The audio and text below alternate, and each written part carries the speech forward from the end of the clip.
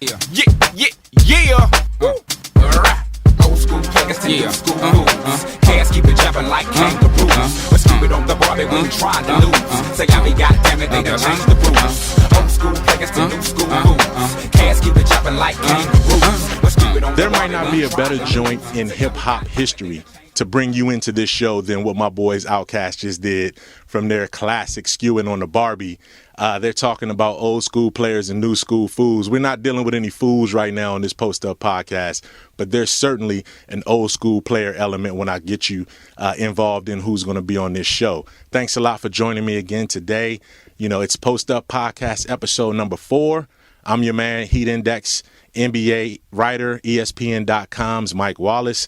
Thanks a lot for sticking with us, guys. If you followed this format in this show for the last 4 episodes, you've definitely known that it's gotten bigger. It's getting better. I'm bringing you the people who we're all debating about. I'm bringing you the personalities and the issues that we're all talking about in the streets, on the basketball courts, at work, and everything else.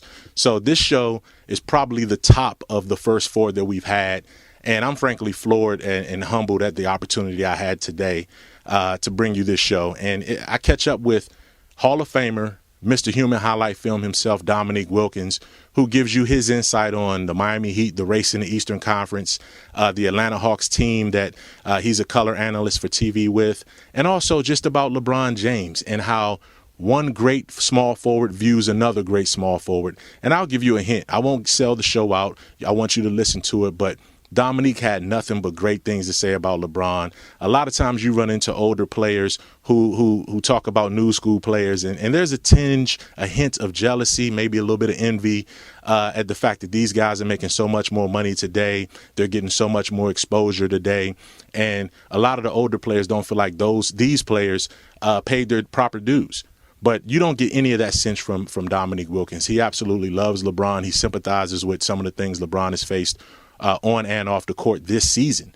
So, Dominique had, just basically opened up about LeBron. And he also touched on the dunk contest and how far it's fallen down and where it needs to go to get back to the glory days when he was involved in it and treated us to that show with Michael Jordan in the mid-'80s and all of those great guys. So without any further ado, I'm going to take you right to our interview, my setup with Dominique Wilkins. And after that, you're going to get a special treat because LeBron actually responds to what Dominique has to say. Just basically looking at the Eastern Conference. I mean, Atlanta is one of several teams that's in that mix in the top half. How do you see that conference shaping up right now with a lot of teams that are pretty even? Well, you know what? You got the 3 top teams. You have Chicago, of course. You have Miami, of course. And you got guys like teams like us. You got Boston. You cannot count them out. I mean, they're a veteran team. They're a very tough team. But, teams like 76ers has been good this year. Indiana has been good this year. So, you got to look at – you can't look at like 2 or 3 teams are going to be the dominant teams because anybody can knock you off at any given time. How do you, when you look at this Miami Heat team, I mean, obviously everybody talks about the big 3. Mm-hmm. The guy that plays the position you play, LeBron James, I mean, when you look at him historically, how does he fit in terms of where he fits historically among the greatest that played that position? Well, it's still early. I mean, of course, he's on his way of being one of the greats. There's no question about that. His number speaks for itself. What he's done speaks for itself. But, he's still got a long road to go as far as his legacy in this league. He's been in the league 7 to 8 years, and he's still a young man. So he got a lot more years before we can put him there yet. But is he going to be there? Ain't no question about it. This kid is unbelievable talent, unbelievable. And it's been guys back in my time with that type of ability. We had quite a few guys with that type of ability, but in today's game, with what he does with the ball, right, and what he does in transition, I mean, you don't see that. Well, we hadn't seen that since you. Since you. I mean, I love watching him play. Right. I love watching him play because he's always in attack mode, and I think a lot of times people wrongly criticize him because he's unselfish. Mm-hmm. Like the other night, if he make that pass to Adonis Haslem, he makes the shot. Well, he's a hero. Mm-hmm. But because Adonis missed that shot, maybe he should have took the shot. So he's in a situation, damn he do, damn he don't. But that's as superstars. That's what what I said to somebody the other day. it's a lot goes with being the king. You know, he's King James, and a lot to go with that. So he's going to be put under a microscope unfairly a lot of times. But this kid is a phenomenal player, man. I mean, I'd love to play with a player like him. Well, I was going to ask you that. How would you, if you played against him, if he played in your era, how would you guard him? I mean, you have the size and the physical and the athleticism. Well, the thing is that you got to match physicality with physicality, and you just got to know your opponent and what things work against your opponent, what thing doesn't, and you just feed off of that, and hopefully things work out in your favor. You know, I've played against the Birds, the Bernard Kings, the Allen, the Adrian Danley, on and on, the Dr. J's, guys who would come at you full speed, 48 minutes. So I've been used to seeing that. But a guy like LeBron fits right in that same category. I mean, a guy who's going to attack you, and get you back on your heels. And if you ain't ready to play, you won't get embarrassed. And lastly, I wanted to ask you about the dunk contest. There's a lot of talk about how it's gone down in recent years. I mean, you participated in his heyday. Do you think the top stars should come back and participate? I do.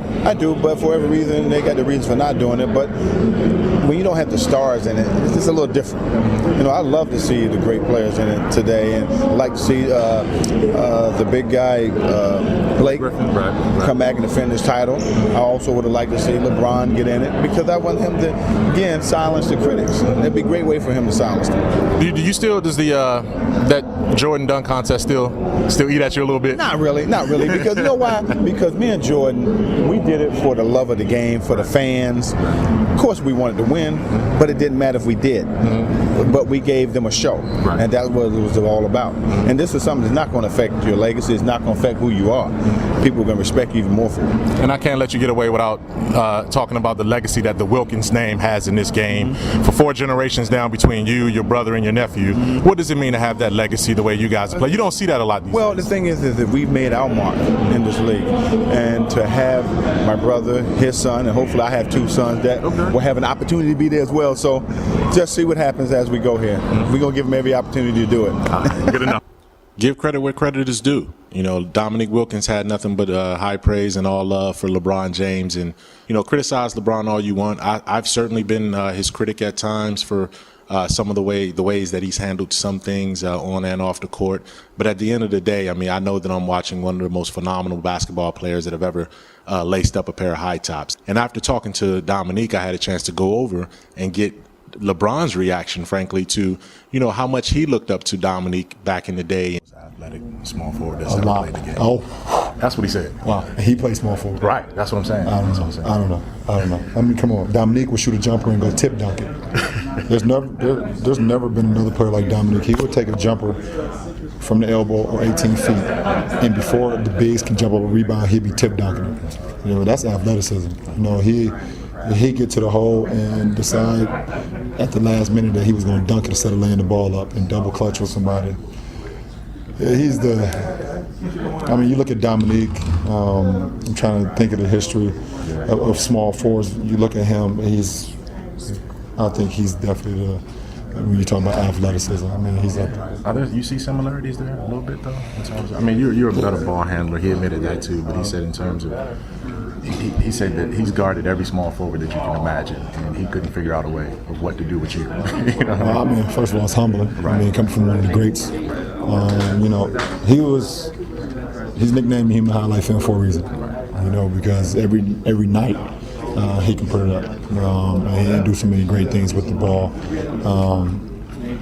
I mean, he was amazing. For him to say the things that he said was a huge compliment. It was very humbling, coming from one of the greatest that we've ever seen, especially at the small forward spot. Well, there you go. You heard it yourself. Episode 4 of the Post Up Podcast is in the books. I just want to give a special thanks to Atlanta Hawks Media Relation Director Arthur Trish for setting me up with Dominique Wilkins. And I also want to thank the Miami Heat Media Relations staff, as usual, for providing insight to these players and access to these players. And as I said, that's episode 4. I can't wait to do episode 5. Thanks a lot for showing us love and for supporting what we do here at Heat Index. For ESPN.com's Heat Index Post Up Podcast, I'm your man, Mike Wallace.